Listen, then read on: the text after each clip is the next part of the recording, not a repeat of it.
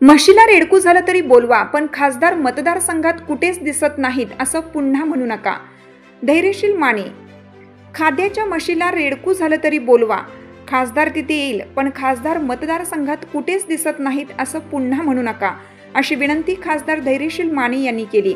हातकणंगले मतदारसंघात येणाऱ्या वाळवा तालुक्यात कामेरी गावातील भाजप युवा नेते जयराज पाटील यांच्या वाढदिवसानिमित्त आयोजित अभिष्ट चिंतन सोहळ्यात खासदार धैर्यशील माने बोलत होते. खासदार धैर्यशील माने मतदारसंघात कुठेच दिसत नाहीत या मतदारसंघातील लोकांच्या चर्चेच्या अनुषंगाने खासदार माने यांनी हे विधान केलं आणि सभेत एकच हाशा पिकला.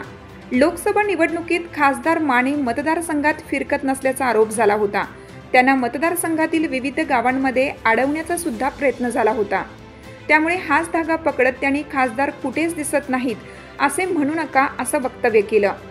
यावेळी बोलताना देवेंद्र फडणवीस यांचे आडनाव फडणवीस ऐवजी जर देशमुख पाटील असते तर सदाभाऊ खोत आमदार झाला नसता, असे सदाभाऊ खोत म्हणाले. आता सदाभाऊ खोत आमदार आहे म्हणून माझ्या मागे गडी आहेत असं ते म्हणाले.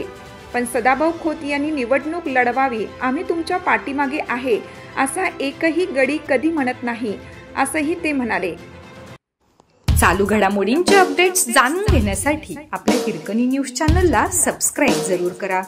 लाईक करा, कमेंट करा आणि शेअर करा. बेल आयकॉनवर प्रेस करा आणि नोटिफिकेशन्स मिळवा.